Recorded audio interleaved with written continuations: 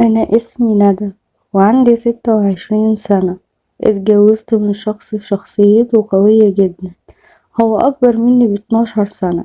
اتجوزنا جواز صالونات، لكن بعد الجواز بقى فيه حب وعشرة، لكن للأسف ما خلفناش أطفال. يعني ربنا ما أرادش لسبب موجود فيا أنا. وطبعا عرضت عليه كتير قوي إن هو يتجوز، بس هو دايما كان بيرفض وما كانش راضي خالص. وكان دايما بيقولي لو ليا نصيب كنت خلفت منك.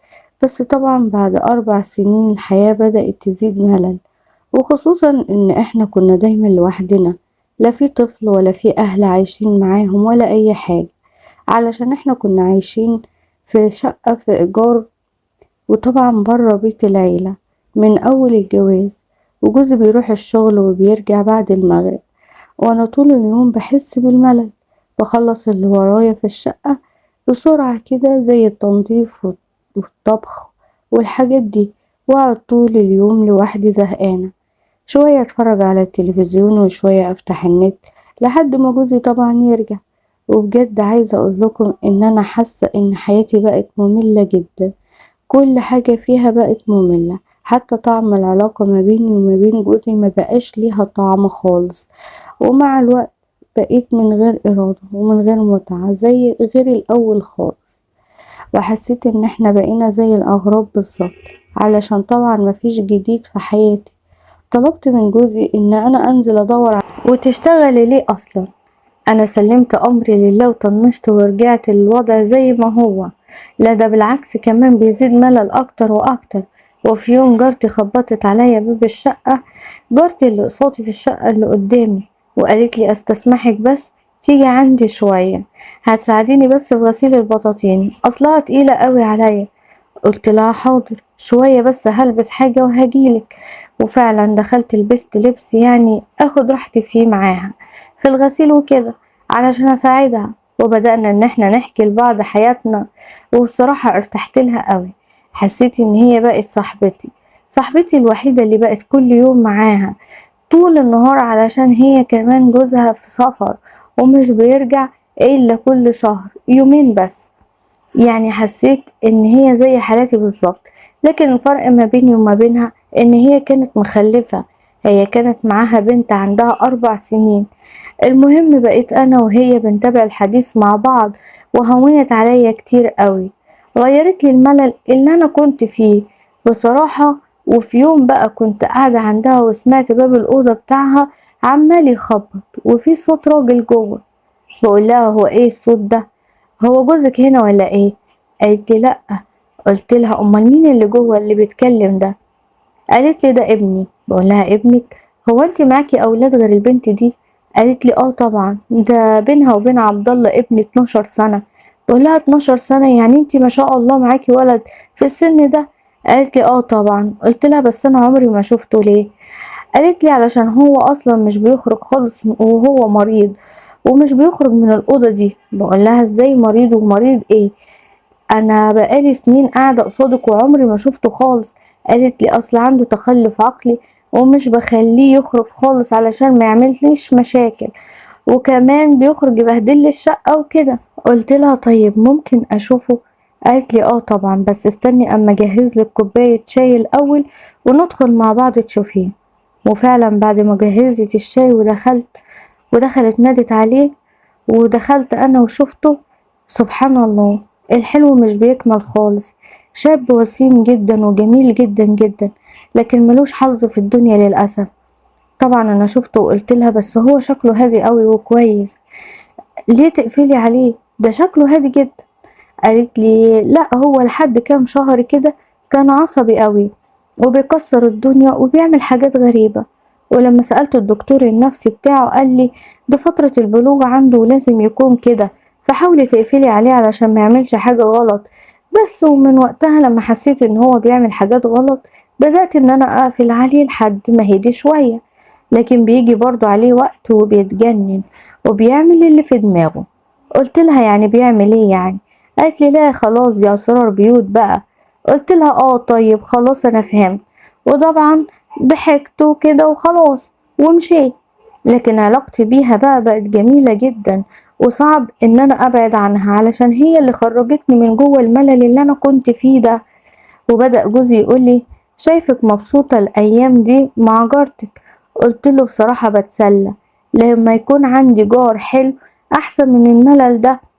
قالي خدي راحتك، هي كده كده الناس دول ناس كويسين وفي حالهم، في حالهم كده من زمان. وأنا كمان بقى بدأت أحكي لجوزي عن اللي عندهم وعن ابنها المريض، وخلاص بقينا عيلة واحدة، بقينا عيلة مع بعض. وجارتي بدأت تفك الحبل لابنها شوية شوية، انه يعني يخرج من الشقة ويقعد معانا وكده.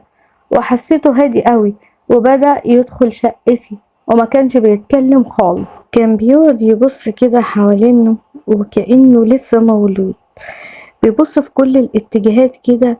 وفي يوم جوزي قعد معانا، وجوزي كان بيشرب سجاير وحب ان هو يولع سيجارة وكده. راح الشاب ده خطفها منه وبدأ يعمل زي جوزي بالظبط، ومعرفناش ناخدها منه خالص. لكن جوزي قال لي سيبيه براحته، هو اصلا مش هياخدها ومش هيعرف يشربها خالص. وفعلا لقيته بيلعب بيها، لكن حسيت ان هو بدأ يحبنا، وبدأ ان هو يجي عندنا طول اليوم ويقعد في الصالة معانا. يعني بنشغل التلفزيون واسيبه قاعد يتفرج شوية، واروح انا اقعد مع امه شوية كده يعني. وفي يوم كان قاعد في الصالة وسبته ورحت اقعد مع مامته. قعدنا وقت كتير قوي. لما رجعت شقتي اشوفه علشان اخده يعني على شقتهم تاني يتغدى وكده، دخلت الشقة بتاعتي ببص عليه في الصالة ملقيتوش خالص. بدأت ان انا انده عليه واقول له يا عبد الله انت فين؟ لكن كنت سامع صوت غريب قوي، صوت حد بيستغيث بهدوء، والصوت ده كان خارج من أوضة نومي. قربت كده من على الباب بالراحة ولسه بفتح الباب واتفاجئت بيه مرمي على الأرض. لقيته نايم على الأرض وباب الدولاب بتاعي واقع عليه. معرفش بصراحة هو وقع عليه ازاي. المهم ان انا جريت عليه ورفعت الباب من عليه وبقول له ايه اللي جابك هنا بس، وهو اصلا مش بيتكلم. بس انا طبعا انقذته واخدته وغسلت له وشه وعدلت له هدومه واخدته على طول على شقتهم.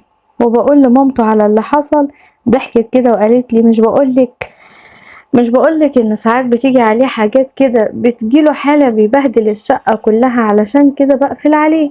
وكمان اقولك على حاجة كده، انتي ربنا بيحبك انه اتزنق مع باب الدولاب، ولو ما كانش وقع عليه كان زمانه دلوقتي مبهدلك كل حاجة جوه الشقة. وطبعا بتقولي الكلام ده وهي بتضحك.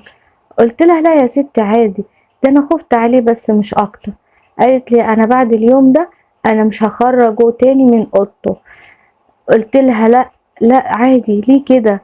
خليه على راحته، هو متعود على عندي ان هو يجي ويعمل كده. وفعلا تاني يوم دخلت عندها وبسألها عنه، قالت لي قافلة عليه. قلت لها ليه كده؟ ليه خليه يا ستي يخرج. وهو طبعا سمع صوتي ان انا بكلم امه وبدأ يخبط على الباب وعايز يخرج. ضحكنا جامد كده وقلت لها اهو شفت يا ستي، الولد شكله عرفك من صوتك.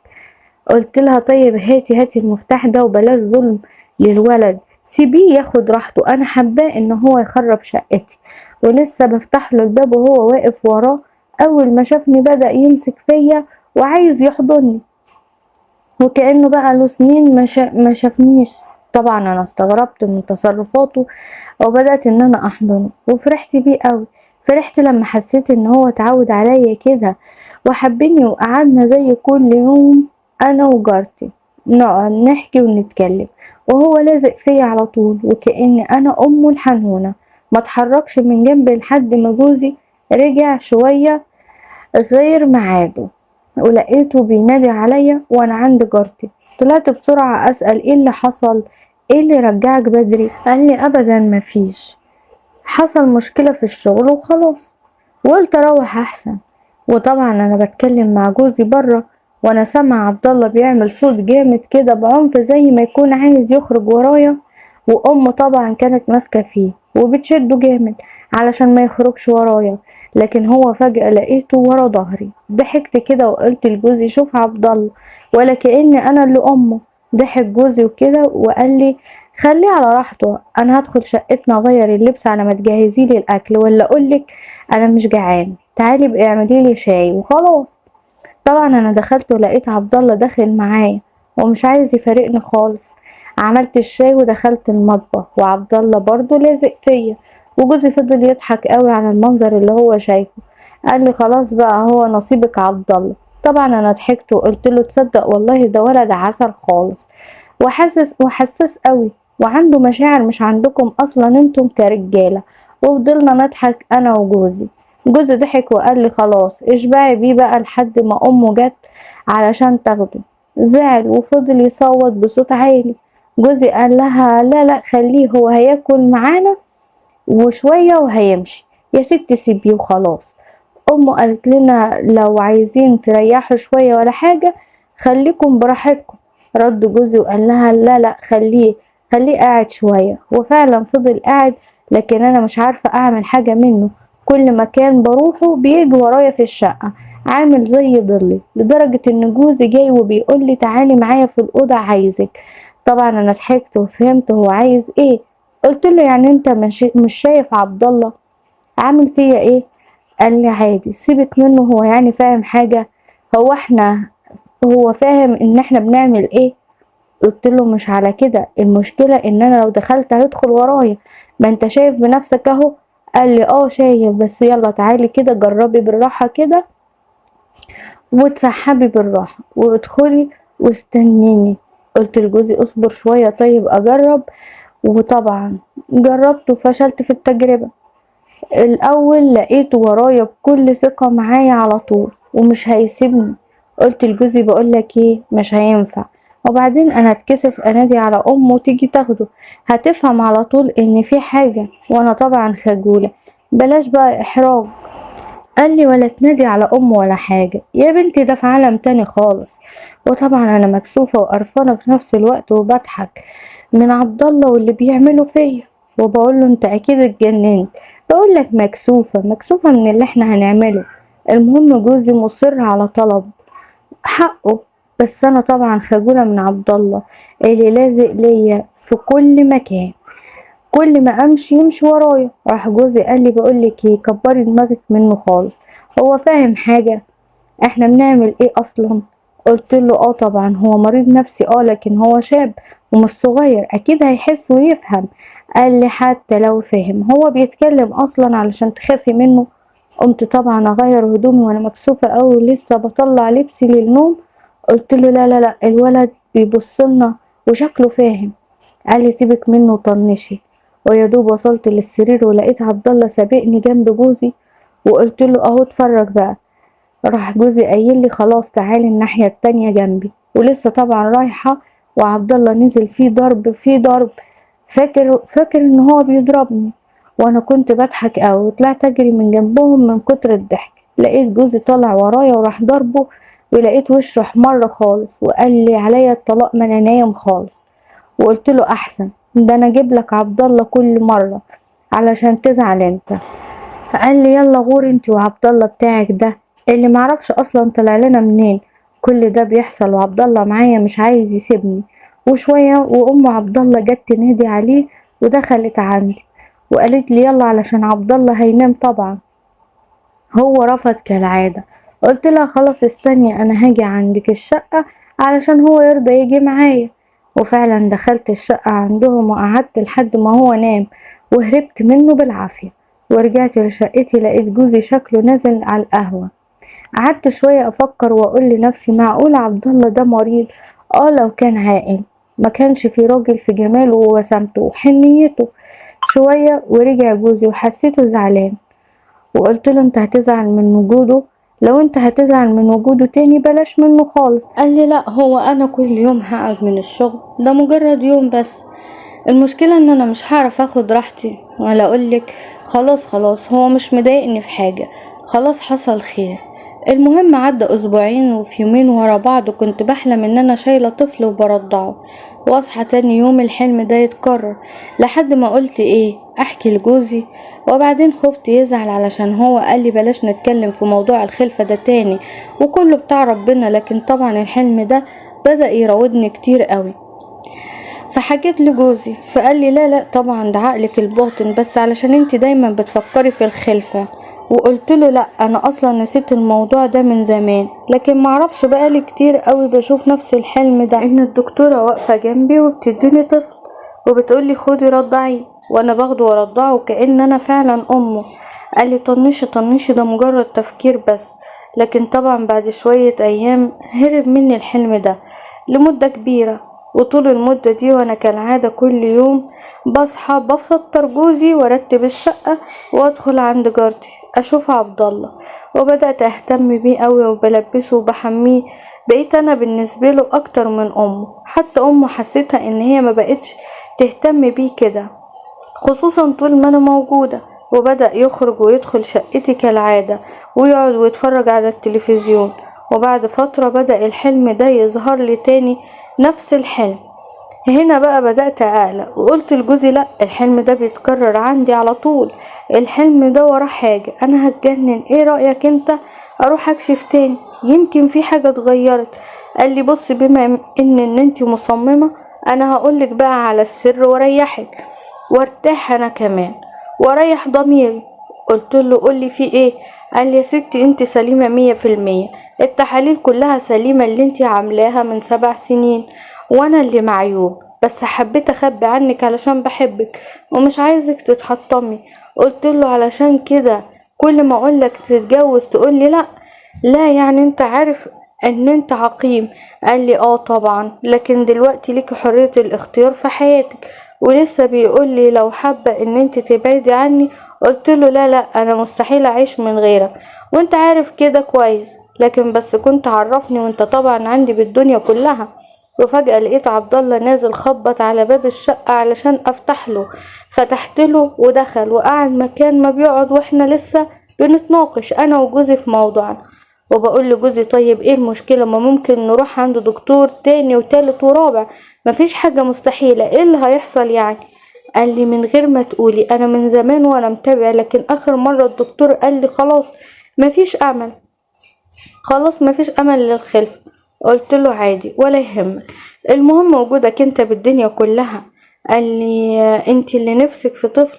وبيبص على عبد الله كده. قلت له والله امر ربنا كله بحمد ربنا عليه، وبحمد ربنا على كل حاجة. قال لي طب انا عندي حل، وحل حلو قوي كمان. وشايفاه طبعا بيبص لعبد الله. طبعا بدأت اقلق من نظراته للولد. بقول له هو ايه الحل ده بقى ان شاء الله؟ قال لي موجود معانا وسهل جدا. قلت له وضح وضح اكتر، انت بتتكلم بالالغاز ولا ايه؟ قال لي بصي هقولك على التايهة. طبعا انت لو حابة تحملي وتبقي ام الفرصة دي مش هتتعوض. وطبعا بيبص تاني لعبد الله. قلت له لا، انت بقى تقصد ايه؟ وضح كلامك احسن. قال لي سهلة الحكاية مفهومة اهو، عبد الله متخلف عقليا مش هيفهم ولا يعرف حاجة. طبعا انا فهمت اللي هو بيفكر فيه. فقلت له لا، انت لو انت بتفكر كده تبقى انت اتجننت خالص. قلت له يا عم انت تابع مع العلاج والدكاترة، ولو في نصيب يبقى خير، ولو ما فيش نصيب يبقى ده امر ربنا. لقيته اتعصب كده عليا وقال لي يو بقى، انا قلتلك ان انا متابع من زمان مع دكاترة ومفيش اي امل خالص. قلت له خلاص خلاص مش لازم، انا مش عايزة عيال، انا عايزاك انت كفاية عليا. قال لي لا دي فرصة وكأننا اتبنينا يتيم من الملجأ، على الاقل ده هيكون في منك ومش هيكون زي اليتيم. قلت له لا لا، ده حوار كبير جدا وانا بصراحة بخاف اعصي ربنا. قال لي هو فين ان انت تعصي ربنا وتغضبي؟ قلت له ده هيبقى زنا، عايز ايه اكتر من كده؟ قال لي انت مالك، انا موافق على كده. قلت له لا لا. ورحت طبعا شد عبد الله من ايده وسحبته وديته على شقتهم. رجعت لقيت جوزي قرفان ومتعصب قوي، وقضى اليوم كله هو متعصب عليا، وبدأ كل يوم يزن على دماغي في الموضوع ده.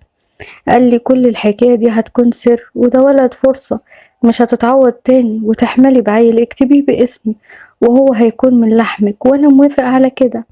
وطبعا لقيته مصمم على الكلام ده. قلت له طيب ماشي، بس مش كل حاجة تتاخد فيها قرار متسرع، الموضوع ده محتاج تفكير عميق قوي، علشان بجد الغلطة دي هتكون نهايتنا، وده عيل مريض نفسيا مش سهل يعني.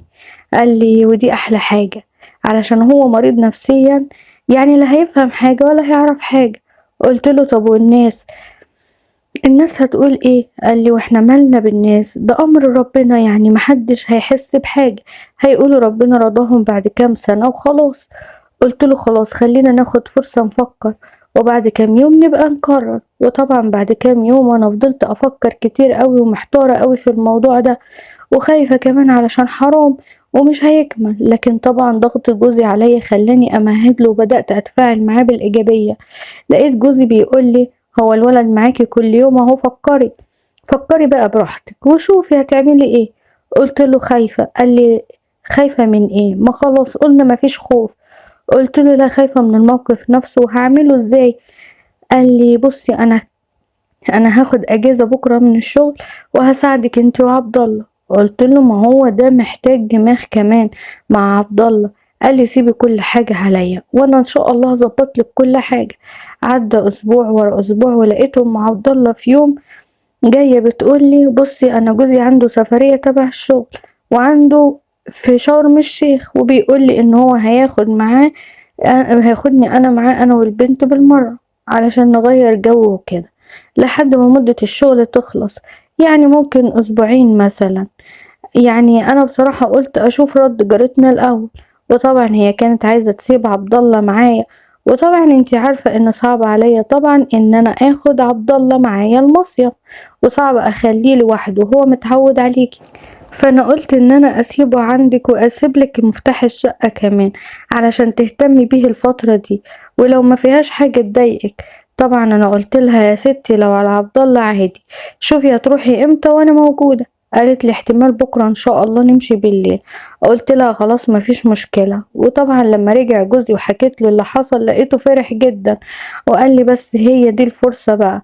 قلت له فرصة ايه؟ ما انا قلت لك انه فقد الاحساس اصلا، افهم بقى. قال لي مالكيش دعوة انت، هما بس يسافروا والباقي عليا. وفعلا سافروا وسابوا عبد الله. وتاني يوم لقيت جوزي بيقول لي انا عملت اجازة اسبوع وهقعد معاكم وهنخلص الموضوع ده بقى. بقول له انت لسه مصمم برضو رغم اللي حكيتهولك؟ قال لي مالكيش دعوة انتي، بس اعملي شاي لعبد الله وتعالي. ودخلت عملت شاي وحطيت الشاي قدامهم، ولقيت جوزي بيطلع برشامة من جيبه وبيكسرها وبيديها لعبد الله. بقول له انت بتعمل ايه وايه البرشام ده؟ قال لي اسكتي دي هتشغل معاه الاحساس، وبعد نص ساعة بالظبط وقومي انت بقى جهزي نفسك. قلت له ايه جهز نفسي يعني ايه؟ هو انت جايب عريس ولا ايه؟ وفضلت اضحك. المهم جوزي قسم البرشامة دي وخد هو نص وادى لعبد الله النص التاني. وطبعا جوزي بدأ يتفاعل معاه المنشط اللي هو خده، وطبعا عملنا علاقة مع بعض عادي. وبعد شوية قال لي يلا بقى عبد الله كده اكيد جاهز، تعالي نحاول معاه، دي فرصتنا يا بنتي علشان على الاقل تخلفي عيل من لحمك انتي. بدأت ان انا اتكسف خالص وبقوله طب ممكن تجيب لي منوم، انا بصراحة مرعوبة ومكسوفة قوي. قال لي انتي لازم تجمدي قلبك ودي فرصتنا بقى. وطبعا جوزي خرج يجيب عبد الله من الصالة. انا شفت منظر عبد الله بعد المنشط ده وحصل لي زي ذهول كده. ازاي ده؟ انا الفترة اللي فاتت دي كنت بحاول معاه في غياب جوزي وما حصلش اي احساس من الحاجات دي، ودلوقتي في وجود جوزي يعمل كده؟ قلت لجوزي لا لا لا انا مكسوفة منك بلاش الله يخليك. قال لي خلاص انا هخرج شوية وبعدين ده اخره دقيقة وخلاص وناخد اللي احنا بنحلم بيه منه. قلت له طيب اخرج. وفعلا خرج وبدأ ان انا اجمد قلبي شوية من الموضوع ده. وطبعا حصلت بينا علاقة رغم ان الولد مريض نفسيا وما يعرفش اي حاجة في العلاقة، لكن كل حاجة كانت بإرادتي انا. والغريب انه فضل اكتر من ساعة لدرجة ان جوزي اتعصب وقال لي ايه ده؟ معقول كل ده؟ قلت له مش عارفة بقى، انا عملت اللي عليا وخلاص، بس تقريبا المنشط اللي انت حطيته هو سبب في التأخير ده. قال لي لا لا كملي كملي بس هيحصل دلوقتي. وبعد شوية كان خلاص حصل اللي حصل. قلت لجوزي خلاص حصل، اياك بقى ترتاح انت بقى شوية ولما نشوف ايه اللي هيحصل، كلامك صح ولا لا؟ طبعا خدنا تقريبا اسبوع كامل بالشكل ده لدرجة ان انا بدأت اتخنق من الموضوع ده. وبدأ جوزي يرجع لشغله وام عبد الله كمان رجعت، والمشكلة الكبيرة بقى ان انا بدأت اتكسف من افعال عبد الله. بدأ يتعود عليا أوي على النوم في شقتي بدرجة غريبة، وبدأ إن هو يخلي أمه تقعد معايا ويشدني من هدومي وعايز يقلعني هدومي بالعافية، وأمه تضربه. وأنا بصراحة بدأت أقولها سيبيه سيبيه ملكيش دعوة بيه، تقولي لا لا ده لازم يتحبس، مش شايفة هو بيعمل ايه. قلتلها معلش سيبيه، ده برضه مش في وعيه ومريض. لكن عبدالله زاد في أفعاله لدرجة إن أنا كنت بفضل قاعدة في شقتي علشان ما يعملش حاجة قدام أمه، ولحد ما ولا أي حد يحس بأي حاجة. ولما كان بيحاول إن هو يعمل حاجة غريبة كنت بساعده في كده علشان طبعا نعمل علاقة مع بعض وأوصل للي أنا عايزاه، لحد ما بدأت أحس بالحمل. وهنا قلت لجوزي الحقني، أنا عملت اختبار حمل وطلع إيجابي، هنعمل إيه بقى؟ قال لي ولا حاجة، ما احنا اتفقنا من الأول، انت كمان شهرين عرفي أهلك إن ربنا رزقك. وحملتي، وفعلا بدأ الحمل يظهر أكتر وأكتر عليا، وبدأ الكل يعرف ويبارك. لكن أنا بقيت في ورطة، عبدالله بقى مدمن على الحاجات دي، اللي هو على العلاقة يعني معايا. وطبعا جوزي بدأ يغير منه قوي، بدأ يغير من الموضوع ده، بس أنا كنت بخبي عليه وبقوله لا لا ما بيعملش حاجة. وطبعا هو اتعود كل يوم بالنهار عليا، وطبعا جوزي كان بيبقى في الشغل. بس في يوم كده جه بالنهار وعبدالله بيقرب مني كالعادة يعني، والغريب ان انا لقيت نفسي مستجيبة لعبدالله وبقوله طيب تعالى جوه، على اساس اني يعني اوصله اللي هو عايزه. زي العادة لقيته راح سايبني وقفل باب الشقة من جوه، وراح راجع لي وانا مصدومة من كل ده. اول مرة يعرف ان في باب وفي شقة، وقفل ازاي كل ده. وبدأ ان هو يتعامل معايا وكأنه راجل مش ناقصه اي حاجة، كل ده وانا مش في حالتي ومش مستوعبة اللي بيحصل. وطبعا اليوم ده خلص ودخل الحمام وغسل نفسه بنفسه، وانا كل ده مستغربة. يعني ازاي رجعت قلت مثلا يمكن اتعود لما يشوفني مثلا وانا بقفل باب الشقة او بغسل له هدومه او حاجة، فحب مثلا ان هو يعمل زيي. لكن حسيت بنفسه في اللحظة دي كانت مش بتقول ان ده مختل عقليا ولا حاجة، لا لا، ده كان احسن من اي راجل في الدنيا، راجل كامل مكتمل. وعدت فترة كبيرة وعبدالله زي ما هو عايز نفس الحاجة دي ويعملها معاه.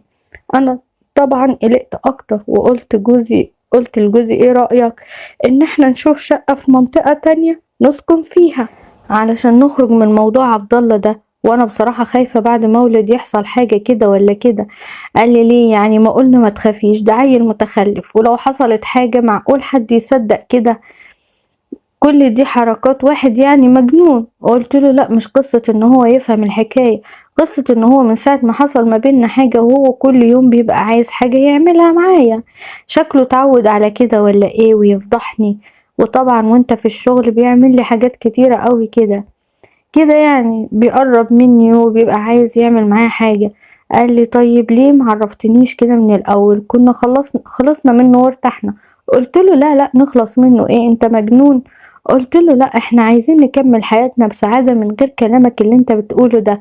احنا عايزين شقة وخلاص في منطقة غير دي، ونخترع اي حجة وخلاص، ونقول احنا نقلنا تبع شغلك علشان نقدر ننسى موضوع عبد الله، ولو عايز يعني ان احنا نعيش براحتنا. قال لي خلاص انا هشوف الدنيا فيها ايه وهعرفك. وحصل كل اللي اتفقنا عليه. لكن حصلت حاجة لا كانت تيجي على البال ولا على الخاطر، طلع كابوس مفهوش مفر ولا مهرب. اكتشفنا حاجة مرعبة جدا ولا في الأحلام. طبعا بعد ما اتفقت مع جوزي ان احنا لازم ننقل من الشقة دي ونروح منطقة تانية، عدى اسبوع كده وفعلا جوزي قال لي لقيت شقة في منطقة قريبة من الشغل، وجهزي نفسك علشان احتمال اخر الشهر ده. وفعلا بدأت اجهز نفسي، لكن طول الفترة دي وعبد الله ملازمني مش عايز يبعد عني لحظة، وكالعادة اتعود ان هو يعمل معايا حاجة مرة ومرتين في اليوم بدون طبعا ما اعرف جوزي، واقول مش مشكلة، كده كده هانت وهنمشي خلاص، هنمشي من هنا. وجيت قبل ما انقل باسبوع فتحت حوار النقل ده مع جارتي، اللي طبعا حزنت قوي من خبر النقل ده والبعد عنها. لكن حاولت افهمها ان دي شقة جديدة وتبع شغل جوزي وهتوفر علينا كتير قوي. لكن كل اللي شفته في عينيها ان هي بتقولي ان عبد الله اتعود عليكم قوي، ممكن يتعب نفسيا اكتر. وقلت لها ان انا فاهمه اللي انت عايزه تقوليه، بس بلاش تقفلي عليه كتير وحاولي تقربي منه اكتر، هيتعود عليكي وانتي امه يعني مش هيهون عليكي. قالت لي هحاول، لكن هو بقاله كام يوم كده حالته متغيرة من الاول. حسيت ان هو بدأ يفهم وحاسس باللي حواليه. قلت لها ازاي يعني؟ قالت لي يعني من ساعة مثلا ما اتعود عليكم وبدأ يحس مثلا بونس وبدأ يعمل حاجات انا كنت بتعب علشان اساعده فيها. باقول لها زي إيه؟ قالت لي زي مثلًا إن هو بدأ يدخل الحمام لوحده ويغسل لنفسه، وكمان بيحاول يختار لبسه اللي هيلبسه. طبعًا أنا بدأت أقلق أكتر علشان ده نفس اللي كنت باحسه معاه في الفترة الأخيرة، لما خَد عليَّ في العلاقة وحسيت إن هو راجل كامل وعارف يعني إيه علاقة مع ست. لكن طبعًا هربت منها بالكلام وغيّرنا الموضوع كله. طبعًا كل ده وعبد الله قاعد ورايا وعينه متابعاني وسامع كل حاجة، حاساه فاهم كلامنا. لكن قلبت الحوار كله وقلت لها طيب هروح انا اجهز الاكل عشان جوزي قرب يجي، وهربت منها. بس دخلت شقتي وجسمي كله بيترعش وبدأت اخاف واحس ان في حاجة غلط. حاسة ان في حاجة غلط من نظرات الولد وخصوصا المرة دي، وكمان كلامها من افعاله معاها في البيت دي بصراحة خلتني أشك في نفسي. وكمان كذبت عليها علشان أهرب منها من الموقف ده بحجة إن جوزي جه وهقوم أعمله الأكل. لكن جوزي أصلا قالي إن قدامه 4 أيام في الشغل ومش هينفع يجي علشان هو مضغوط في الشغل، علشان يعني يقدر ياخد أجازة وقت ما ننقل في الشقة الجديدة. بس أنا طبعا بدأت أخاف قوي وحسيت إن قلبي بيدق، لكن كنت بحاول أخبي على نفسي وأقول لأ، ده مجرد إحساس بالغلط، غلط اللي احنا عملناه وعادي، فترة وهتعدي. بعد شوية لقيت الباب بيخبط. أنا عارفة إن هو عبد الله علشان هو عارف إن أنا جوه ولازم يجيلي زي عادته. فتحت لقيت أمه بتقولي مالك فيكي ايه؟ بقولها أبدا، بس ممكن مثلا شوية زعل ولا حاجة إن احنا هنسيب المكان اللي اتعودت عليه. قعدت معايا شوية وفي وسط الكلام مع بعض افتكرت إن أنا عندي لبس زيادة. قلت لها ايه رأيك تيجي تقيسي شوية عبايات ولبس عندي؟ انا عندي كتير ومعظمهم بقوا ضيقين عليا قوي وانا جسمي ماله دلوقتي. وكمان اصلا من غير كده انا كل ما افكر اقولك تعالي جربي اللبس بنسى، وهو بالمرة ننظم الشتوي ومن الصيفي. قالت لي يلا وهساعدك كمان بالمرة. وفعلا دخلنا لقينا فيه لبس متخزن في الشنط فوق الدولاب وجوه. نزلنا وبدأنا نفتح ونطلع القديم والجديد واحنا بنظبط كده، وكنا بنقيس فيها عبايات وقمصان. اللي تيجي عليها اقولها خلاص اركنيها على جنب دي بتاعتك. وفي حاجات انا كنت محتفظة بيها لكن نسيتها مع الوقت، فكنت بشوفها واقيس واشوفها لسه مناسبة ولا لأ. وفضلنا كده طول الوقت في الأوضة بنقيس الحاجات اللي هي هتيجي على قدها واللي على قدي. وفجأة اتفاجئت بعبد الله قاعد في الصالة من فترة واحنا مش واخدين بالنا. وانا طالعة اجيب شوية مية نشرب من المطبخ لقيته قاعد في الصالة ولقيته شبه عرقان كده ووشه بينزل مية كتير وكأنه لسه غسل وشه. فدخلت على الأوضة تاني لبست روب لقيت أمه بتقولي اوعي يكون جوزك جه ولا حاجة. قلت لها لا ده عبد الله قاعد في الصالة. قالت لي تنيلي بتخبي جسمك منه هو عارف حاجة؟ وبتضحك. المهم اخدت الروب ودخلت على المطبخ اجيب المية لقيت التلاجة مفتوحة. استغربت انها نسيت التلاجة مفتوحة قبل كده ولا ايه، ولا يكون عبد الله فتح الباب واكل من التلاجة حاجة او شرب حاجة. لكن وانا بقفل باب التلاجة لقيت علبة على الارض. العلبة دي مش غريبة عليا، شكلها شفتها قبل كده. قعدت اتخيل انا شفتها فين، وطبعا بميل اجيبها كده وافتكرت العلبة دي كانت مع جوزي يوم حط منها منشط في الشاي لعبد الله. لكن وقتها العلبة دي كانت بتعمل صوت بمعنى انها كانت فيها حبوب كتيرة قوي. وبعدها ببصله كده لقيت وشه منفوخ قوي وعينه حمرة جدا وكأنها بتطلع شرارة. طبعا امه شافته كده ما كانتش واخدة بالها منه، راحت تلبس هدومها وقالت له يلا يا عبد الله روح على البيت. طبعا واتفاجئت ان هو بيقرب منها وعينه حمرة قوي وكأنه خد كتلة من المنشط ده. كان واحد سكران بالظبط، وراح حاضن ظهر امه كأنه مفكرها ان هو انا امه. اتخضيت طبعا وبتقوله ايه ده، هو انت مالك كده؟ يلا نمشي، يلا نروح شقتنا. لكن هو مش هنا خالص، وهو شايفها ان هي انا وبدأ ان هي تزقه شمال ويمين لكن من غير فايدة خالص. هو خلاص مصمم ان هي انا امه. قالت له يا لهوي الحالة اشتغلت، تعالي امسكي معايا الولد ده.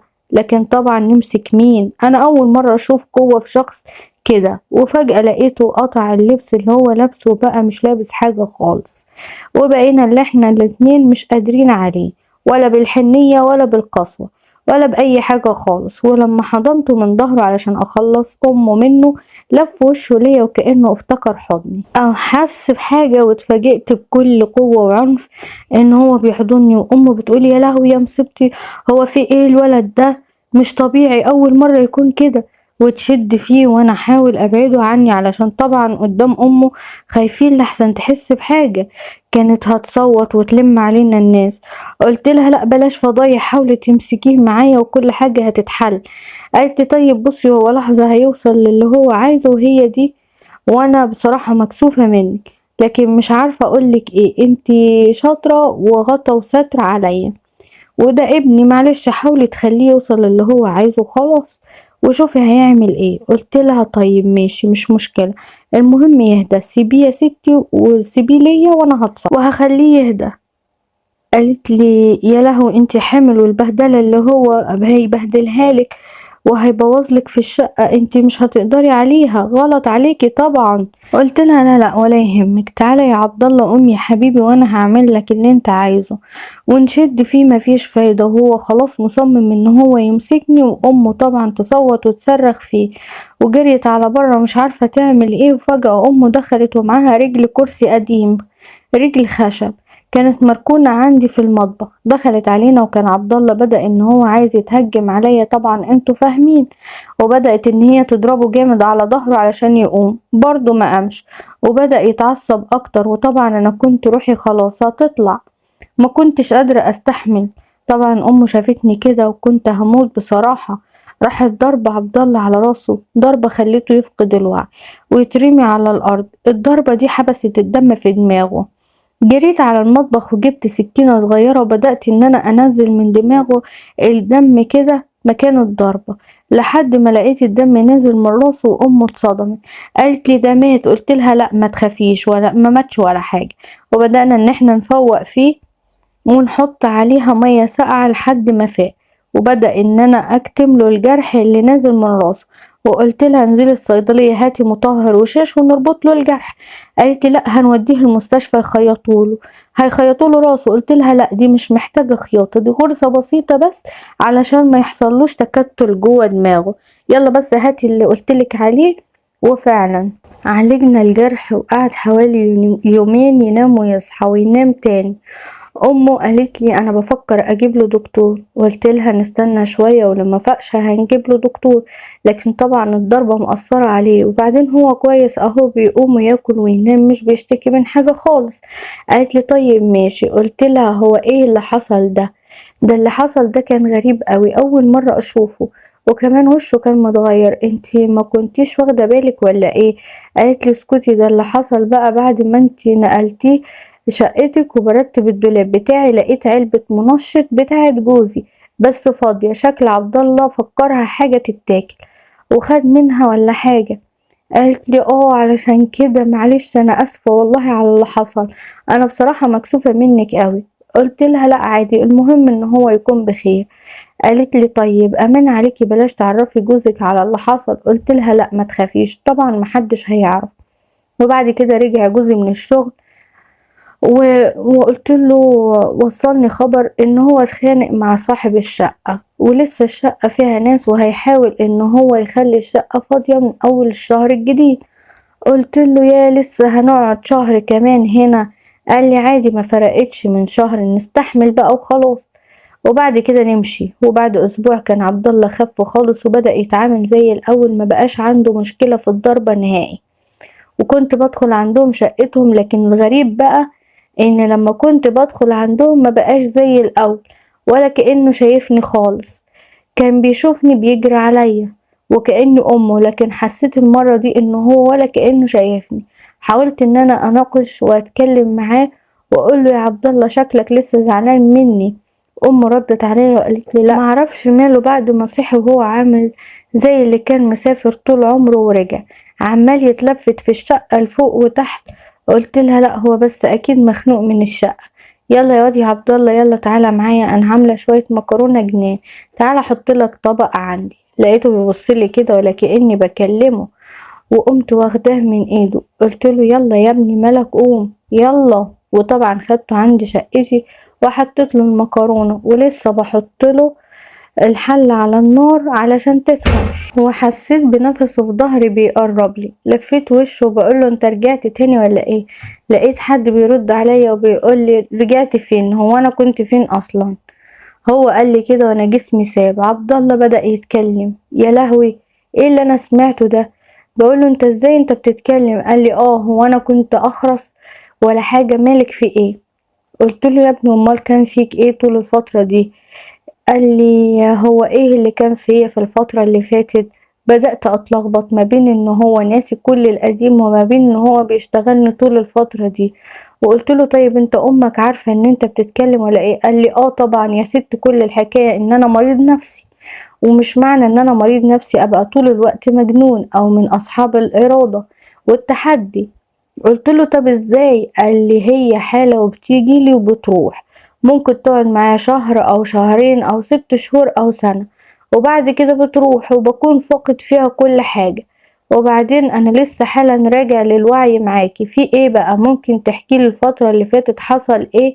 وبعدين انت شكلك عايشة معانا من زمان. قلت له لا لا ولا اعرف حاجة من فترة اللي فاتت خالص. تعالى نشوف كده امك نحكي لها ازاي انت رجعت بسرعة كده. رجعت لامه وقلت لها الحقيني ده عبد الله بيتكلم. لقيتها بتزغرط من الفرحة وبتقول لي الف بركة انه رجع المرة دي على طول، مش زي عادته كان بيقعد بالشهرين والتلاتة ما يرجعش. قلت لها بس انتي ما قلتليش كده من الاول ليه؟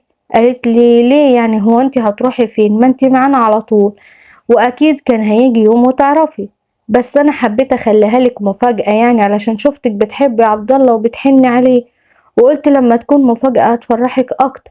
قلت لها ده انا اتصدمت ومش مصدقة نفسي.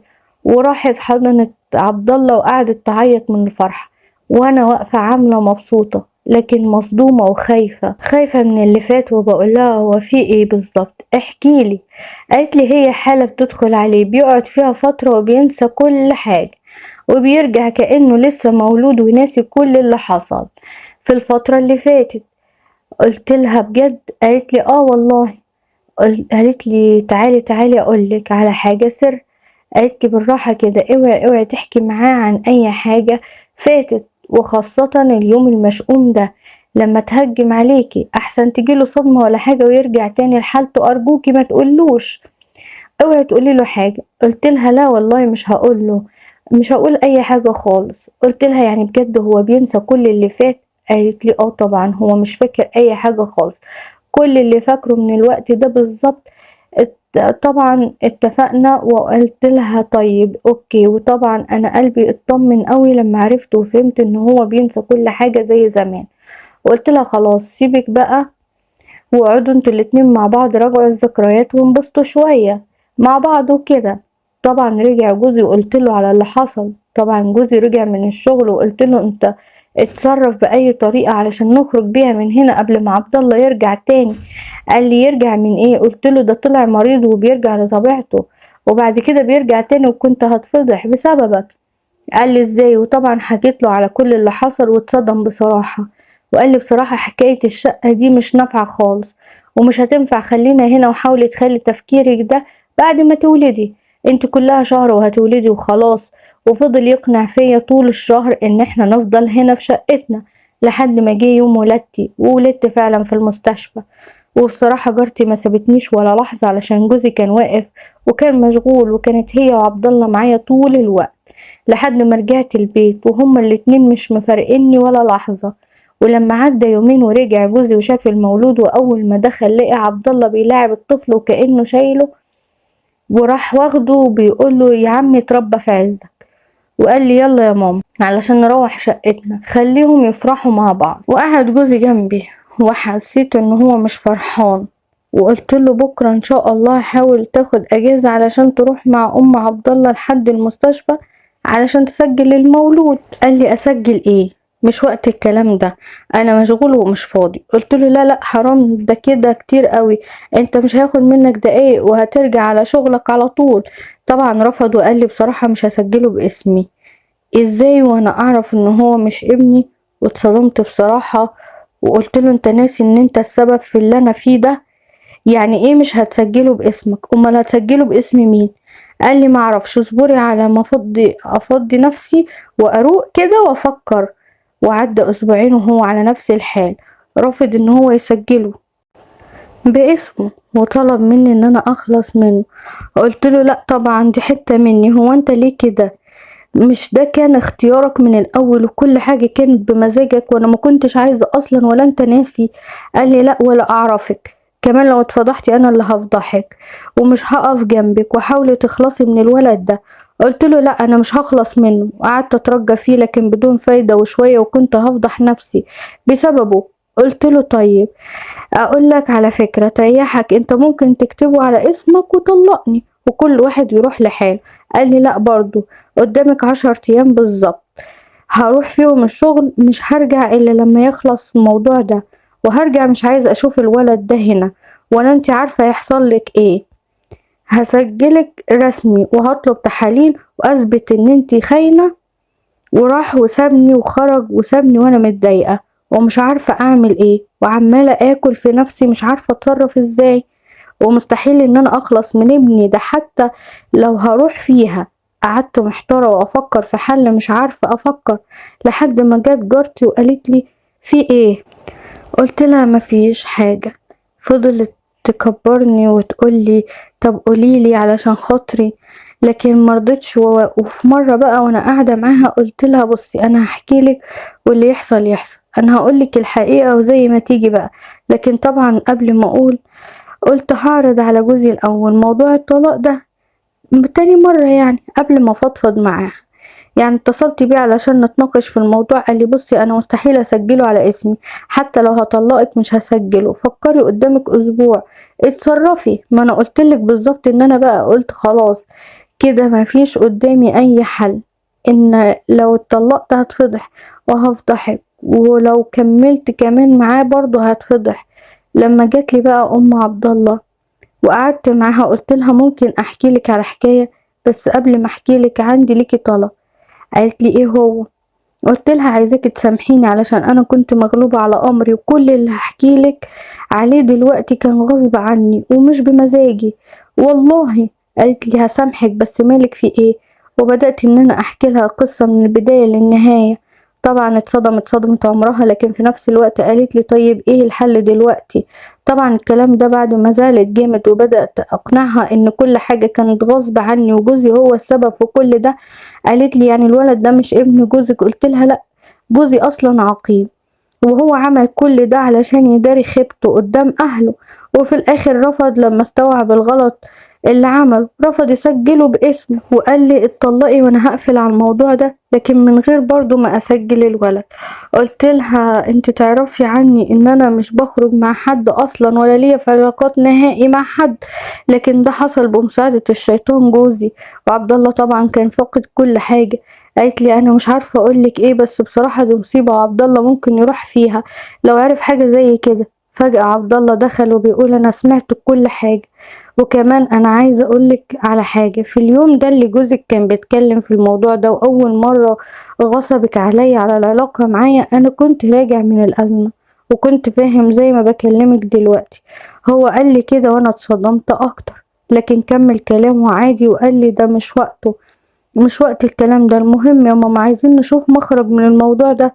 وكمل وقال لي حتى لو طلقها انا هتجوزها. وامه قالت له انت تتجوز ايه؟ ده انت لسه صغير. انا قلت لها مش مهم نتجوز عادي ارجوكي، عايزه مخرج، عايزه اخرج بدون فضايح. وطبعا جارتي علشان قلبها كبير وطيبه قالت لي طيب بس بشرط واحد، لازم نعمل تحاليل ونتاكد من الولد ده معلش. قلت لها ماشي بس مش دلوقتي. عبد الله قال لي عادي حتى لو بعد سنة انا هسجله باسمي، بس دلوقتي مش مهم اي حاجة غير انك تطلقي وفعلا حسيت ان هو ده الحل الصح مع جوزي اللي ما صدق ان هو يخلع مني ويطلقني. وبعد كده اتجوزت عبد الله، لكن طبعا جوزي واهله فضحوني بالكلام اللي عمال يتقال يمين وشمال.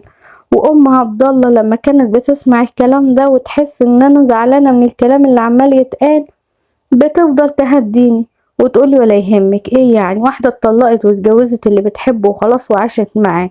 طبعا عايزه اقول لكم ام عبد الله هي الوحيده اللي طلعت بيها من الدنيا، وهي السبب في كل حاجه بعد ربنا، والحمد لله خرجت من اللي انا فيه على خير. ودي كانت حكايتي النهارده، يا رب حكايتي تكون عجبتكم. ولو عجبتكم يا ريت تكتبولي في التعليقات، وما تنسوش تقولولي ايه رأيكم في التعليقات، وتعملولي اعجاب على الفيديو.